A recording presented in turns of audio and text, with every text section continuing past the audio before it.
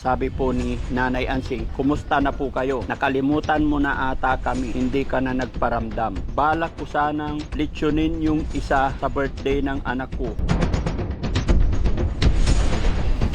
Mula nung pumunta kayo dito, matagal-tagal na rin. Hindi na kayo bumalik. Huwag mo sanang aasahan na weekly pupuntahan ka namin. Ako naman yun, Dad Frankie, pero isang buwan na kayong hindi pumunta dito. Dati, Kuya Oliver, Ha? Nandoon sa bahay. Dahil naman lang, dinala nyo naman, may sasakyan naman kayo dito. Isang lalaki to isang babae. Oh. Ano yung lilitsunin mo? Yung babae po sana. Ay, bakit malaki. babae?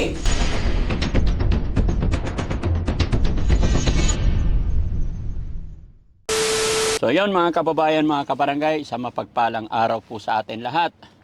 Time check po, 1:00 ng hapon po. At kumusta po kayo? Sana po ay nasa mabuti kayong kalagayan mga kababayan. At ngayon po, panibagong araw, panibagong vlog. Sa araw na ito mga kababayan, andito po ako ngayon sa lugar kung saan natin nakilala at na-rescue si Kuya Oliver. Bakit nga ba? Bakit nga ba nandito si Daddy Frankie samantalang si Kuya Oliver ay nandoon naman sa shelter?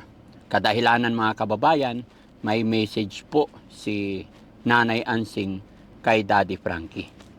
Kaya eto, binigyan natin siya ng time, binigyan natin ng oras para mapuntahan at makausap si Nanay Ansing regarding po sa kanyang message sa akin. Kaya mga kababayan, sa umagang ito at sa hapon na ito, samahan niyo po ko. Pero syempre, bago tayo magpatuloy mga kababayan, kung ano nga ba talaga ang pakay or mensahe ni Nanay Ansing, ako po yung maglalambing muna sa inyo. Baka meron pang hindi nakasubscribe dyan sa aking YouTube channel, pwede pong isubscribe natin at paklik na rin yung bell button. At syempre, i-share nyo po yung mga upload videos natin para tuloy-tuloy tayo. No? So, diretso tayo. Tara. Ayan. O, samahan mo ko, Kuya Rizky. Ayan, mga kababayan, ang init. So, maya-maya lang mga kababayan, babasahin ko. Sana nandito siya kasi hindi niya alam na darating kami. Sana nandito siya mga kababayan. Ayan. So, ito mga kababayan. Actually, kahapon pa to dumating. Message na to. Medyo busy lang si Daddy Frankie, kaya hindi agad ako nakapunta. Babasahin ko lang mga kababayan. Sabi po ni Nanay Ansing, hello Daddy Frankie, kumusta na po kayo? Nakalimutan mo na ata kami. Isang buwan na simula nung ihinatid mo yung baboy, hindi ka na nagparamdam. Huwag mo naman kaming pababayaan. Alam mo naman na ikaw lang ang inaasahan namin. Malaki na yung mga baboy. Ang mahal pala ng pagkain nila. Balak ko sanang litsunin yung isa sa birthday ng anak ko para naman may handa kami. Magpapaalam lang ako sa'yo na litsunin namin yung isa kasi baka busy pa kayo kaya hindi mo na kami binabalikan. No? So, nung nabanggit niya mga kababayan, yung lilitsunin yung baboy na isa, nagulat ako. Bakit sa akin siya magpapaalam? Binigay na sa kanya yun. Pero syempre, kinabahan lang ako. Pero sakto mga kababayan, mula nung hinatid natin yung baboy, dito, isang buwan na po ang nakalipas. Pero ito sabi niya, lilitsunin daw. Para sa akin mga kababayan kasi, binigay na yun, wala na akong pakialam at hindi rin naman ako nagbigay. Nakakagulat mga kababayan yung message niya. Kasi noon, nung nanghingi siya ng baboy, naawa yung sponsor natin, lalong-lalo na kay Ma'am Malu de los Santos, na siya po yung nagbigay ng baboy. Tapos ngayon, itong message niya, lilitsunin na. Dahil mahal daw, di ba? Malaki na yung baboy at ang mahal pala ng mga pagkain. So hindi ko alam mga kababayan kung dahil ba sa mahal ng mga pagkain kaya niya litsunin or dahil po doon sa birthday ng anak niya. Kasi para may panghanda daw, no?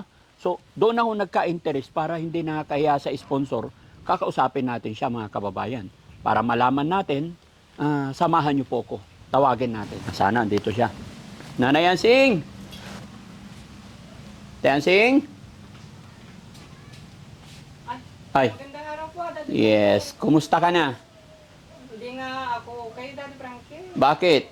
Ano, kasi yung pagkain ng baboy, medyo mabigat din pala sa bulsa. Bakit? Bakit mo nasabing Matakaw. mabigat sa bulsa, maliliit pa yon? Matakaw silang kumain, ang mal pa ng feed. Eh di ba yan ang gusto mo? Sabi mo gusto mo may alagaan. Oo, sa bagay, Daddy.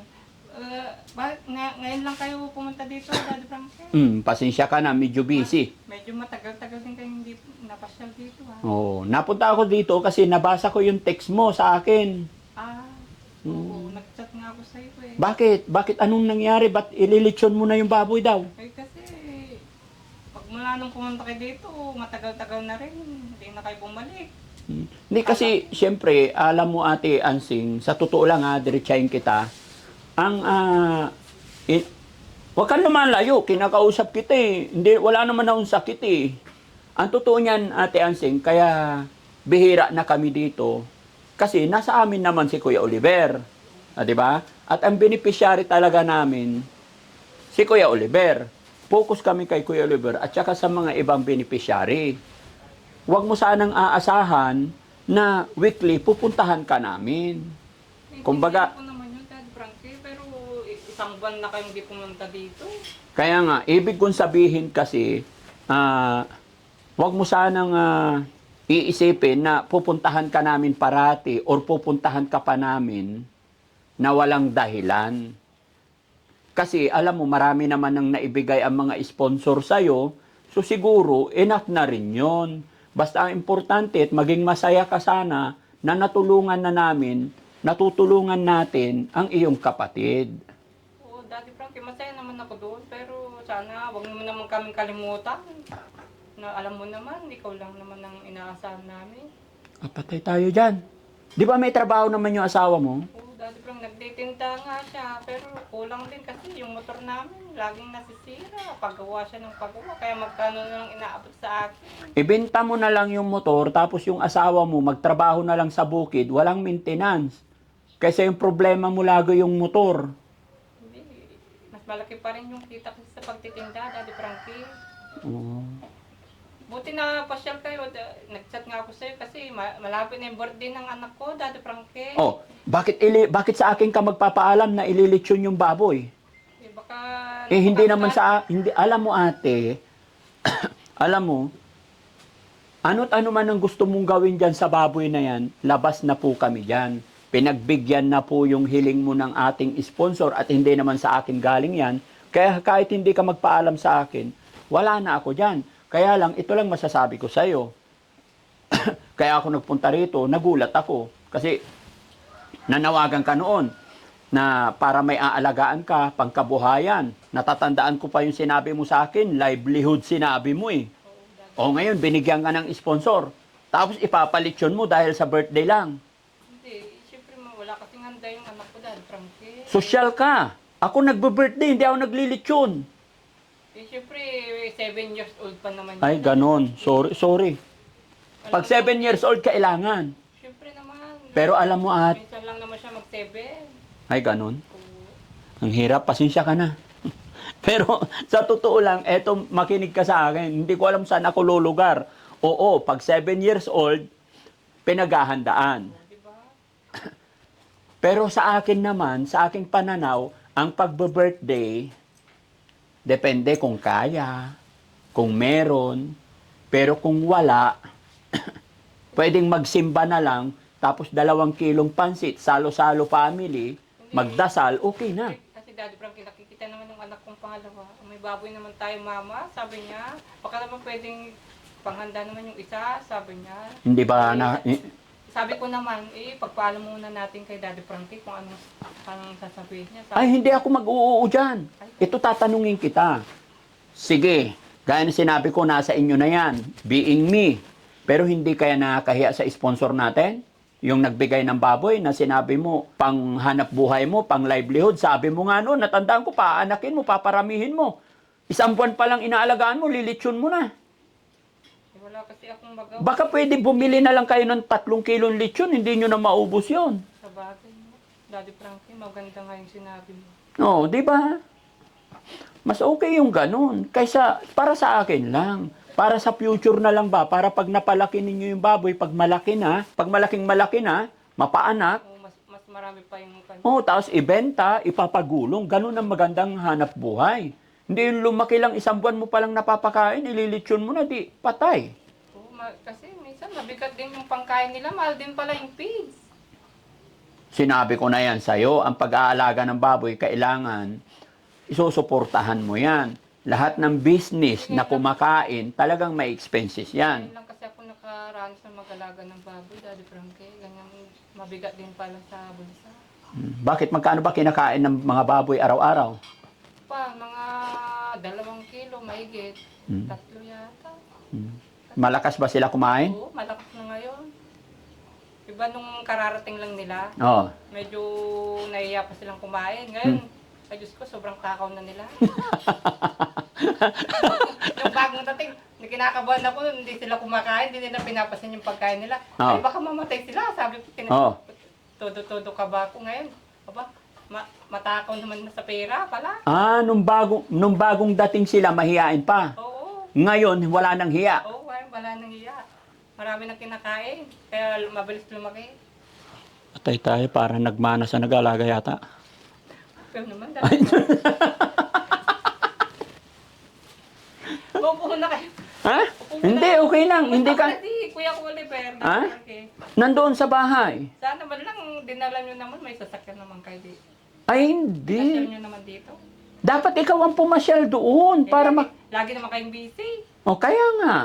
Busy ako, kaya ikaw na lang papasyal Hindi doon. naman lagi si Kuya Oliver. Ha? Hindi naman umalis yata si Kuya. Hindi, doon lang talaga. Siyempre, kasi nga inaalagaan. Kaya kung na-miss mo yung kapatid mo, dapat pupuntahan mo siya doon. Sige, minsan, may dalawin ko siya minsan. Kasi ngayong pasukan, may pasok pa Daddy Frankie, busy rin akong nag-addict ng mga anak ko eh. Tapos yung asawa ko nagtitinda, kaya medyo... So nagtitinda, may tinda yung asawa mo, so may pambili pagkain ng baboy araw-araw. Meron din. Kaso minsan nga, laging sira yung motor ko, yung motor namin. Tapos magkano lang inaabot sa akin ng asawa ko na panggastos namin. Tapos nakiramay pa yung baboy. O di, tapos ang mahal pa ng bilihin. Paanong nakiramay ang baboy? Kiramay sa panggastos. Eh ginusto mo yan eh, sabi mo gusto mo mag-alagang baboy. Kaya nga. Pero lumalaki na sila. Malaki na. Lumalaki na, kaya naano rin akong mag-alaga. Ginaganaan din akong mag-alaga. Oh, very good. Kahit masakit ang ulo ko, 2 beses ko silang pinapaliguan, babangon ako No? para lang maalagaan sila. Para wala ka naman masabi na. So lumaki naman na. Oo, Daddy Frankie, gusto mong makita? Oo. Samahan kita? Oh, sige. Pero paano to mga kababayan, mga kabarangay? Shout out po kay kay Ma'am Malo de los Santos. Siya po kasi yung nagbigay ng baboy kay Nanay Ansing, pero ipinapaalam ni Nanay Ansing na ililitsyon na daw yung isa. Kasi birthday daw ng anak, 7 years old. 7 years old na yung isa mong anak. Kailan? Po, sa May 9 po. May 9. Opo. Hindi ko talaga masasagot or madidesisyonan yan mga kababayan. Ikaw talaga Nanay Ansing, binibigyan mo na naman ako ng malaking isipin eh. Ikaw na lang po ang magpaalam sa mga viewers natin. Teka, idikit ko tong mic sa'yo, Nanay Ansing. Na? Ikaw na bahalang magsabi kay kay Ma'am Malo de los Santos kung anong gusto mong gawin dyan sa baboy na yan. Kasi ako, tagapamagitan lang. Naghatid lang. Di ba? Kumbaga, kung ano yung binigay ng sponsor, yun lang, hinatid ko rito. Pero wala na akong pakialam dyan kung anong gusto nyo gawin. Yun lang, pinapaalala ko lang sa'yo. Pag-isipan mo mabuti kasi nakakahiya. Baka sa susunod, wala nang magbigay sa'yo pag ganyan. Ganun po? Ay, wag na kaya. Baka magalit po yung nagbigay. No? Sige, pwede ba makita yung Kausapin mo si Nanay, si Ma'am Malo de los Santos. Ikaw magpaalam ka. Sabihin mo kung ano yung plano mo, kung ano nangyayari sa baboy mo. Oh, sige po. Oh, Madam Malo, malalaki na po yung binigay niyong baboy. Eh, pagpapaalam ko lang po sana. Kasi po yung pangalawa ko pong anak, magbo-birthday po sa May 9, magsi-7 years old. Eh, wala po kaming inaasang panggastos. Nakikita naman po niya na lumalaki na yung mga baboy. Kaya hinihiling po niya na, sabi niya, pwede bang yung isang baboy na lang mama? Sabi po niya, Kung ano po yung masasabi nyo, sana po pumayag po kayo. Sana nga pumayag po kayo na ipanghanda na lang namin yung isa. Kasi birthday naman po ng anak ko, magsi 7 years old. Matalino yung anak mo, Nanay Ansing. Advance din mag-isip, mana sa'yo. Magsi-7 pa lang, nakita na niya yung baboy, yun ang panghanda gusto. Opo. Mana sa'yo yung mga anak mo, Nanay Ansing. Ay, matatalino po yung mga anak ko. Mana sa'yo? Po. Ay, hindi naman po ako matalino. Hindi, matalino ka, Nanay Ansing. Advance ka mag-isip eh. Ay, gano'n. Oo. Hindi naman po. Eh, akalain mo, 6 years old, running 7 eh. O, di ba? O, di ba pinaganda naman po yung 7? Opo. Sige, wala na akong masabi sa'yo, Nanay Ansing. Pwede ba makita? Pwede ba puntahan? Sige po, Gusto tignan ko po ipakita natin. rin na, para makita rin ng mga sponsor natin. Tara. Dito po. Nanay Ansing talaga, kahit kailan. Kung pwede lang naman po. Ay, kaya nga, hindi naman ako ang magde-decide yan. Di ba? Paano pag hindi ako pumunta dito? Hindi ako pumunta dito, lilitsyonin mo na talaga. Hindi, pupuntahan po kayo sa Pangasinan. Sasadyain ko po talaga kayo. Para ipagpaalam. Patay tayo dyan. Ang ganda-ganda ng pagkasabi mo sa akin noon na para may aalagaan ka dahil ang request mo, livelihood. Eh ngayon, ano nangyari? Bakit gusto ng litsunin? Wala po kasing pangbiling ng pansit. Pansit o kaya sopas po, saka Ay, ganon? spaghetti. Sana.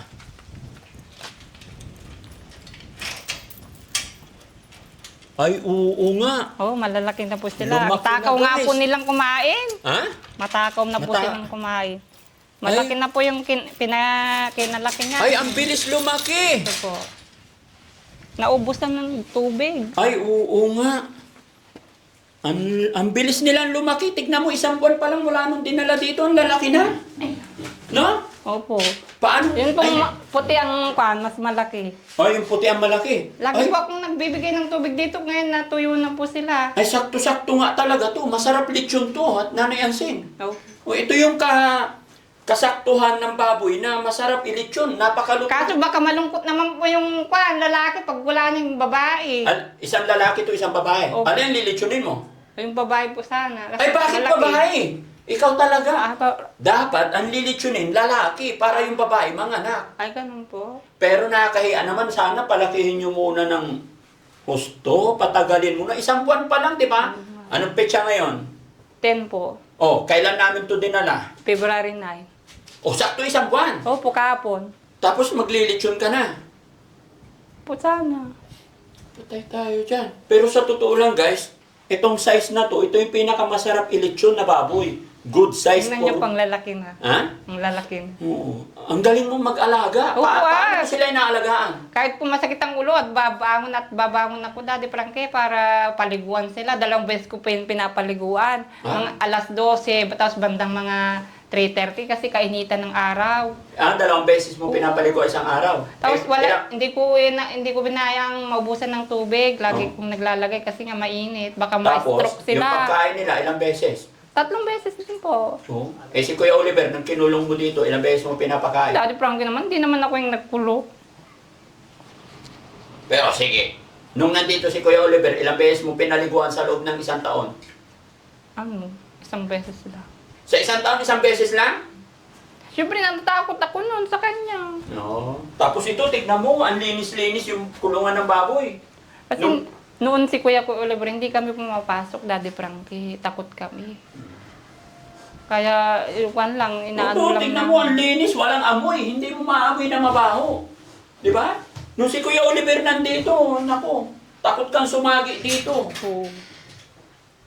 Sige, kuhaan mo tubig na, kuhaan mo tubig. May tubig ba dyan? Meron po. Doon po ako nag-iigibi sa may gripo. Ayan, tignan nyo guys, ang lalaki na ng baboy. Oh. Kaso walang timba. Papakawalan ko. Ay, Daddy Frankie, baka makawala. Hindi, para Tumakbo. makita. Oh, ayan oh. Oh. Oh. Wala naman timba. Oh. Ang lalaki na. No? Oh. Tignan nyo, oh. Sayang naman kung lilitsunin lang to. Tapos ito guys, babae. Ito lalaki. Sabi ni Nanay Ansing, ang gusto niyan litsunin, yung malaki daw, yung babae. Dapat ang lechonin, lalaki, do? Baliktad to si Nanay Ansing eh. Iwanan daw niya yung lalaki. Kasi malaki. Talaga. Pero masarap to pag lechon, saktong size, no? Mga magkano na kaya ang presyo ng mga to? Mars, magkano na ang presyo nito ngayon? Oh, oh. So tumubo na kasi binili natin to, ano? Ayun, guys, mga kababayan, mga kabarangay, maganda rin pala mag-alaga ng baboy, no? Binili namin ito, 5.5 ba yun, yung puhunan? Pero ngayon, sa tingin ko po, yung presyo nito ngayon nasa 10,000 na kasi mahal ang baboy ngayon. So may tubo ka ng 10,000 agad sa dalawang baboy in 1 month time. Di ba? Siguro naman hindi naubos ang 3,000 pagkain dito sa loob ng isang buwan. Kumukuha si mga kababayan, Nanay Ansing ng tubig. Nakakagulat lang mga kababayan yung statement ni yung plano ni Nanay Ansing na gusto niyang eleksyon kasi 7 years old na raw yung anak niya. Although may point din naman na pinaghahanda yung mga 7 years old, ganon. Pero yun lang, nakakaya sa sponsor, kasi sinabi niya noon, gagawing hanap buhay. Papaliguan ko na sila, Daddy Frankie, kasi mainit. Nakakaawa. Oo. Ang galing mo mag-alaga ng baboy, Nanay Ansing. Oo, Daddy Isang buwan Frankie. pa lang, oh. Alam mo yung presyo ng mga yan? Siguro nasa 10,000 na Ay, yan. kalaki na pala. Oo. Isang buwan pa lang nakaraan. Oo. Ang bilis. Dito mo lagay tubig para inom sila. Ay. Oo, lagi nga silang naiuhaw, Daddy Frankie, kasi mainit ang panahon ngayon. Oo. Hindi naman sila nabibitin sa pagkain. Hindi naman, Daddy Frankie. Talagang sinasakripisyo namin bumili. Oo. Ang galing mo pala mag-alaga ng kampi ay baboy. Oo, Daddy Frankie. Para mabilis silang lumaki. Kahit pagod ako, talagang naalagaan ko silang mabuti. Oo. Oo, ang dako nilang uminom mo. Oo. Mainit kasi. Oo, mainit na yung panahon ngayon. Summer na kasi. Matakaw na sila ngayon. Oo, Daddy Hindi Frankie. na sila mahiya kumain. Hindi kagaya dati nung kararating lang nila, nandun lang sa sulok. Oo. Natatakot sa akin. Parang, nahihiya pa. Ngayon, hindi na mahiya. Kinakabahan ako, ay baka mamatay kayo. Sabi ko, kumain kayo. Tapos hindi nila nauubos yung pagkain nila. Ngayon, kulang na yung pan. Binibigay ko minsan, maubos nila, magdadagdag na naman ako. Oo. Ganon talaga ang baboy. Oo, ganun palang baboy no, Daddy Frankie. At least matututo ka na mag-alaga, tuloy-tuloy mo na yung pag-aalaga. Alam mo ba, pag napaanak mo yan, swerte yan. Oo nga. Diba? Natututo na din akong mag-alaga. Ganito pala yung mag-alaga, sabi ko nga minsan. Oo. Kasi Swerte yan. ngayon lang ako nag-alaga eh. Pag napaanak mo yan, kasi magdadalaginding na yan, pag napaanak mo yan, ang unang anak, mga 5, 6, pangalawang anak, 10, pangatlong anak, hanggang parami na ng parami. Ay, gano'n. Oo, mahal pa naman. Biruin mo, yung biik na kalalabas pa lang, prepresyohan na ng 5,000 agad. Ayan o, naalagaan mo pa lang ng isang buwan. Presyo niyan, nasa 10,000 na. Ay, kalaki na. Di ba? Minsan pag gutom na gutom sila, natatakot ako kasi kumakagat sila. Kaya pag-isipan mong maigi, Nanay Ansing, no? Pera-biro, pag-isipan mong maigi yung gagawin mo, kung anong gagawin mo sa kanila, pero maganda isip, hanap buhay. Oh, dahil. Ha? Palakihin muna, no? Oo. Mas malaking bayad. Mm-mm. Pag malaki na ng anak. Oh, sige. Kaya pag kausapin ko yung anak ko, Daddy Frankie. Oo. Sige, tali mo, baka makawala. Wala naman nangunguha ng baboy dito. Ay, minsan nga sabi ko sa asawa ko, Daddy Frankie, bilang ko ng yung lock, baka pag tulog na tulog kami, kunin yung baboy natin, sabi ko. Oh. Kaya minsan pag pumunta akong bayan, bibili akong padlock. Oo. Mahirap na, baka tangin pa yung baboy ko. Pag-isipan mong Nanay Ansing, pag-isipan mong maigi, kasi bigyan natin ng importansya, halaga, yung tulong ng mga sponsor natin. No? Sabagay, Huwag tayong magpadalos-dalos para hindi sila magtampo sa'yo. Nakakaya din galawin kasi yung baboy. Kasi bigay ng sponsor. Although naintindihan kita kasi sabi mo magsi-7 Oo, birthday Daddy yung anak Frankie, mo. Magsi-7. Bigyan na lang siguro kita ng panghanda, ano? Ay, salamat naman. Oo, Kung para ano, para hindi pero- na ko na magalaw yung baboy, Daddy Frankie. Okay, sige. Para hindi ko nagalawin. Mm-mm. Panghanda na lang ng anak ko. Para maging matawa naman yung anak ko. Oo, kasi sayang, isang buwan mo palang inalagahan eh. Oo, No? Daddy Frankie. O ito, 30,000. Ay, ang laki naman. Bilangin mo. 3,000. 3,000. Ikaw naman, nagulat naman ako sa'yo. Ikaw naman, hindi naman ako mayaman, pagpasensyahan mo na Ay, yan. malaki na to, Daddy Frankie. Mm-mm. Magluluto akong pansit, sopas, spaghetti, bibigyan ko yung mga Bakit kapitbahay may ko. sopas pa? O, syempre, masarap yung sopas, lalo pag may maraming gatas. Ay, ganun. Oo. Pag birthday, pansit tsaka sopas. Oo. Tapos, samahan ko na rin ng Shanghai. Ah, Shanghai. Oo. Oh, kasi sa amin kasi, pag birthday, pansit, okay na, walang sopas. Ay, gano'n. Hindi, para naman, kasi yung pansit, walang sabaw. Mm-mm. O ba yung sopas may sabaw. Ah, Para hindi sila mabulunan. ganun ba dito sa Oo. parting Ilocano? Pag may birthday, may sopas. Oo, Daddy Frankie. Uso yung sopas dito. Sa bagay, kanya-kanyang hilig yan sa lugar, no? Kasi sa amin, ang sopas, pag umaga, malamig na panahon. Pero pagka birthday talaga, yun hindi mawala pansit. No? Kung paaba ng buhay yung pansit. Opo. So, okay na yan, ha? Oh, Daddy Frankie. Pero wag kang mag-alala, sabihin ko pa rin sa sponsor. Pero kung ako, ang masusunod, Nanay Ansing, palakihin mo pa ng konti. Oh, Kung Daddy. ako lang masusunod, ang paghahanda ng birthday kasi, naaayon yun sa kakayahan natin. Ang mahalaga, nagpipray tayo, nagsisimba lang tayo, tapos salo-salo ang Oh, pamilya. saka walang sakit, no, Daddy Frankie? Opo. Alam mo pala eh. Oo. Diba? Saka na lang tayo maghanda kung talagang kaya na natin. Kagaya niyan, sige, bigyan kita ng example. Ililitsyon mo yan. Kaya nyo ba ubusin pamilya niyan? Ay, hindi Siyempre, ipapakain mo sa mga kapitbahay. Kasi pag hindi ka namigay, sabihin nila madamot ka. Oo.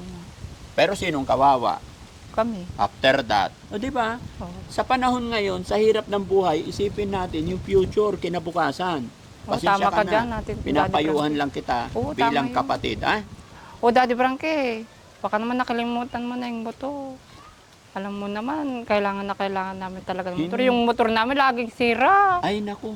Hindi na yung motor, hindi ko na kaya yun, Nanay Ansing. Maniwala ka sa akin, hindi ko na kaya. Gano'n. Oo. Sabihan mo yung asawa mo.